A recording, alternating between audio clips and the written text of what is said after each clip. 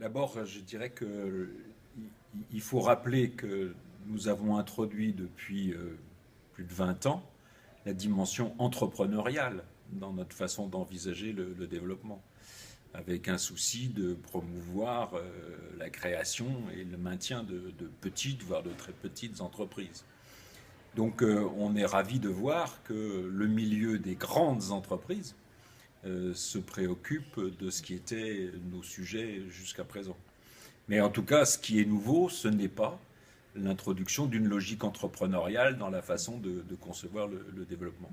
Ce qui est nouveau, c'est que de grandes entreprises qui ignoraient ce type de croisement entre l'économique et le social s'y intéressent pour des bonnes raisons, à la fois parce que il y a un sentiment de solidarité, et puis pour d'autres bonnes raisons qui sont les leurs, à savoir que pour conquérir les marchés des pays émergents, eh bien, il faut changer de méthode, il faut changer de produit, et que si on ne s'intéresse pas aux populations avec moins de moyens, il y a peu de chances qu'ils puissent conquérir ces marchés. Donc la nouveauté, elle est là, elle est dans ce cheminement-là. Moi, je crois qu'il faut l'accueillir plutôt bien, avec circonspection et puis prudence, mais en tout cas avec aussi bienveillance, parce que si ça peut être une alliance sur les principes qui sont les nôtres et les objectifs qui sont les nôtres, eh bien on sera d'autant plus fort. À nouveau, on va retrouver la force du groupe Initiative, qui est de s'appuyer sur ces pratiques.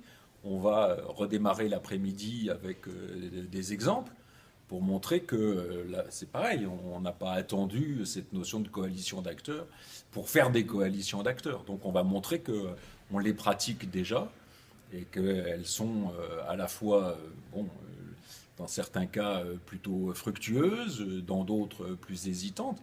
Mais en tout cas, on a cette expérience-là et par conséquent, pour répondre à votre question, on peut en promouvoir d'autres. Et en tout cas, avoir cette attitude proactive face aux questions que l'on traite, que l'on veut traiter, de chercher des montages avec les entreprises qui seraient intéressées.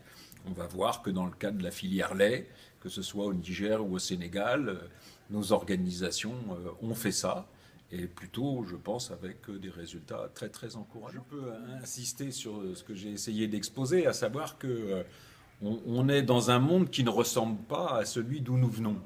Or, je trouve que la société civile européenne, et française en particulier, continue d'être beaucoup trop dans les représentations anciennes, basées sur la notion de l'aide, sur le découpage nord-sud. Donc il y a vraiment besoin de balayer ça en fonction de ce qu'est la réalité du monde aujourd'hui, donc face à un monde qui n'est plus divisé en termes de nord et de sud, face à un monde qui n'a pas seulement besoin d'aide, mais a besoin plutôt de coopération. Donc il y a des reconfigurations très importantes à mettre en œuvre. Et ce que je retiens et ce que je souhaite encore plus pour nous, qui sommes déjà bien engagés dans ce sens, c'est qu'on soit les moteurs de cette rénovation de la réflexion et de la pratique pour tenir compte de ce qu'est la nouvelle réalité du monde.